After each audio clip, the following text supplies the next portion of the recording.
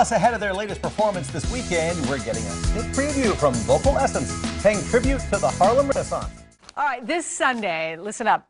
The next generation of VocalEssence is taking a step back in time with their concert, Witness of Such I Dream. Paying tribute to the Harlem Renaissance on the 100th anniversary with a variety of performance, including song, poetry, hip-hop, dance, and more. Joining me this morning are members of the VocalEssence Youth Choir, led by Associate Conductor Phillip Shoultz. Thanks for being here, everyone. Absolutely. We're glad to be here. Welcome. This is super exciting. I think that with regards to artistic and musical achievements, it's important to talk about this time, the Harlem Renaissance. We're going to hear beautiful music, but what do you want folks to learn? What is this all about? For me, the idea of dreams. You know, Langston had many dreams, and he wrote a lot of poems about these dreams. And so we want the kids and the audience members to hear those poems in musical settings, to think of those dreams and then apply them to the dreams that we have so that we all work for change in our communities. I mean, that's really the gist of it. And you have a lot of singers. You've chosen some here today. The Lucky Five here, quintet. We have about 55 students, high school students from 14 schools in Minneapolis, St. Paul, and St. Louis Park. That is very cool. I was reading online just how you kind of brought it to St. Paul and talked about the Rondo neighborhood and arts and the artistic values kind of relate to the Harlem Renaissance. Talk about that. Yeah, well, you know, the thing is that these artists, these African-American artists in the 20s, they went to major cities. It was just like this explosion, this draw to places where they could be creative. And so right here in St. Paul, the same things happening in Harlem were happening here.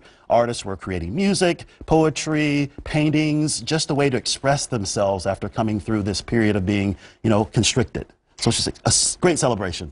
So the program is this Sunday. This Sunday? Give us an idea of what people can expect, what they're going to hear. As we mentioned, there's also dance and hip-hop. It's so fun. 5 world premieres. So I don't know when you get that. 5 pieces that no one's ever heard before. One with a chamber orchestra with dancers and visual aids. A letter that Langston Hughes wrote to a patron of his travels to Havana and to Haiti. And then you'll hear the youth choir at their premiere performance, including a local hip-hop artist, Niles, who's one of their resident artists, and we'll premiere one of his pieces with the choir. There's another surprise that I can't tell you about, but a local artist that we know and love who is featured at the Minnesota State Fair will make an appearance on stage. That's all I can say. Okay. You got to be there. Young ones, anybody can step up and talk. What's it been like for you practicing? How long have you been practicing now? Whoever wants to come to the mic. We've been practicing since about October, and we practice on Mondays. It's always really fun. We have a lot of guests that come in and help us with our expression and our musical tastes. Did you know much about Langston Hughes before the idea of this came up? You said no. What have you learned? That's okay, though. What have you learned? I wouldn't say any of us really knew a lot, personally me, but coming to this choir, we've learned so much about so many different artists, including Langston Hughes, which has been really fun. What would you tell other young people, because you guys are from all over the metro, of why to be a part of this? What have you gained from it since October? Yeah, go ahead. We got to meet a ton of different people from different cultures and different schools. You get more mixing and you get to learn more about the world. We also do songs from many different cultures, so it's really nice to get to see all of that. I guess I'm curious, do they audition? I mean, do they have to, It's an interesting process. You want to tell them about the way you got into the choir? What did you have to do for me? You had to make something for me. You all had to make something for me. Yeah. So we all had to make this video where we stated our name, we sang, and kind of they picked out the people that they liked to hear, and yeah, it was a fun process. It was cool. I visited 15 schools and talked to like 500 kids. So I was like, how am I going to do this? Well, they created a video interview.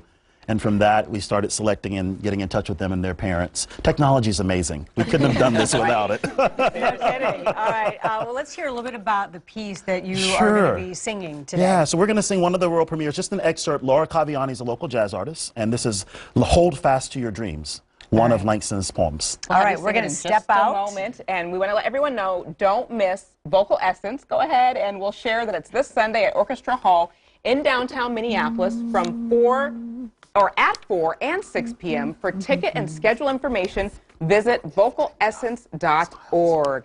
Until then, here is a beautiful preview.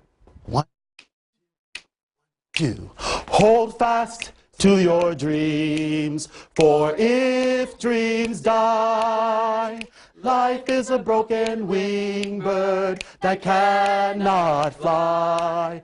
Hold fast to your dreams, for when dreams go, life is a barren field frozen with snow.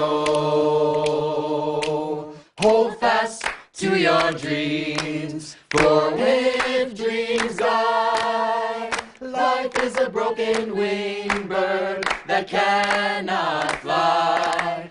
Hold fast to your dreams, for when dreams go, life is a barren field frozen with snow.